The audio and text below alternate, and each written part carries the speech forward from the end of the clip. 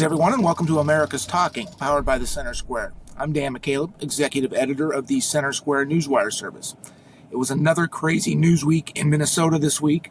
3 arrests have been made so far in connection to the surprise protests that erupted during a St. Paul church service last Sunday. Minnesota Governor Tim Walz, Attorney General Keith Ellison, Minneapolis Jacob Frey, and others were subpoenaed by the U.S. Department of Justice to testify before a grand jury investigating a conspiracy to impede U.S. immigration and customs enforcement officers. And Vice President J.D. Vance visited the state, where he criticized mainstream media and sometimes violent protesters. Joining me to discuss this is the Center Square reporter, Elise Apel, who has been covering much of the events in the state. Elise, let's start with the church protest and the arrests of 3 alleged organizers. You had an exclusive interview with one of the parishioners of the church. Tell us what the parishioner told you about what happened. Yeah, so like you said, another crazy week in the Twin Cities. So this is the week kind of kicked off with this protest at City's Church in St. Paul. So what kind of happened was the local activists found out that one of the pastors there at the church is actually involved with ICE, works with ICE. And so they kind of set up what some people have labeled a clandestine mission. They weren't protesting outside and then came into the church. They actually came in before the church service started, just joined the congregation like they were normal congregants. And we were able to speak with a congregant that was there, and he kind of told us what it was like to be in the room when halfway through the service, just all of these people that were within the congregation just started standing up, and they started yelling at the pastor, yelling at the other congregants that were there at the church, accusing them of all sorts of things related to this pastor being affiliated with ICE. And so he said it was a very scary situation for the congregants. He described it as they felt like they were surrounded. So what eventually ended up happening was a lot of the families, because they have a lot of young families there at the church, a lot of them ended up leaving, taking the children out because they were, obviously very scared, crying in some situations. And so they ended up leaving, and some of the younger parishioners in the church ended up coming back and praying or talking with the protesters until police actually arrived to escort the protesters out. So he described it as a very scary situation. But yeah, that was really what kicked off the Minneapolis news cycle this week, and everything from that has been. There was a lot of national outcry in the wake of that, and then we ended up with those 3 arrests yesterday. So what did, I know U.S. Attorney General Pam Bondi announced the arrests yesterday at various points throughout the day, and this was on Thursday. We're recording this on Friday. Just tell us about the arrests and what they're being accused of. Yeah, so there was a lot of talk kind of in the wake of the protests. President Trump even came out and said, there needs to be repercussions for these protests. There is a right to protest, but not within churches. That's private property. And so what they ended up citing was some civil rights laws and the FACE Act. And that actually prevents people from obstructing activities or services either at churches or, actually, interesting enough, abortion clinics.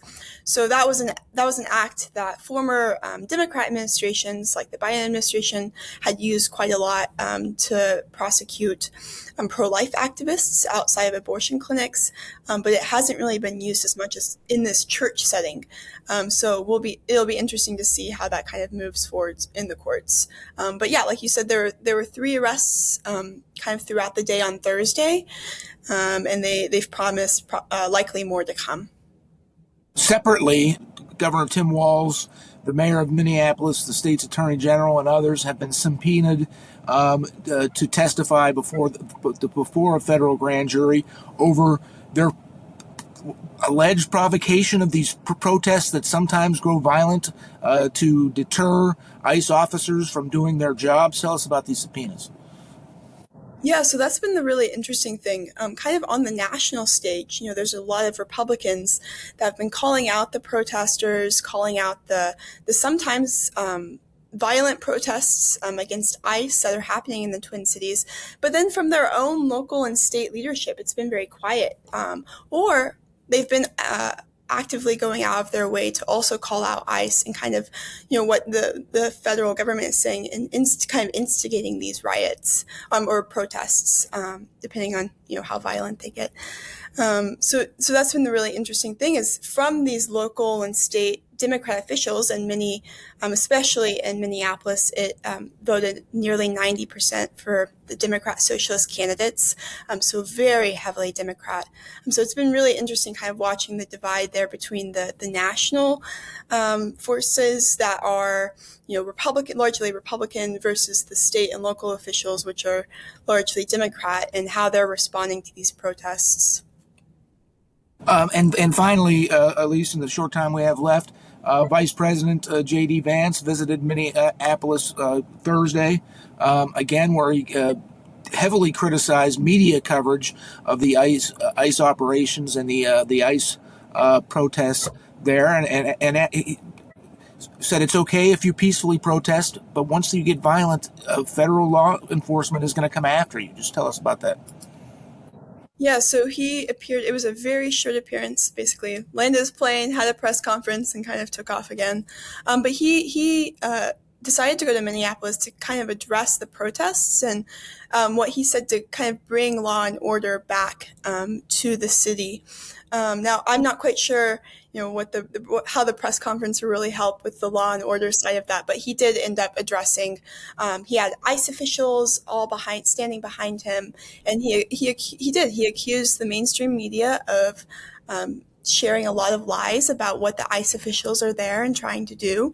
And he talked about the protests, and he said that you do, as American citizens, you have the right to protest, but they cannot be violent. And he said that is why that they've really surged, these federal officials surged the ICE forces to the cities because of all the backlash that they've received. He said that it is, ICE officials are being assaulted almost on a daily basis. And so they've really had to surge even more forces to the city to kind of help the officials as they try to, enforce these immigration laws. So it was really interesting. He did not end up, meeting with any local officials, and so it'll be interesting to see how that actually kind of affects the law enforcement on the street. But it was definitely a move from the administration to kind of address the situation. Elise, thank you for joining us today. Listeners can keep up with all of the developments in Minnesota and elsewhere across the country at thecentersquare.com.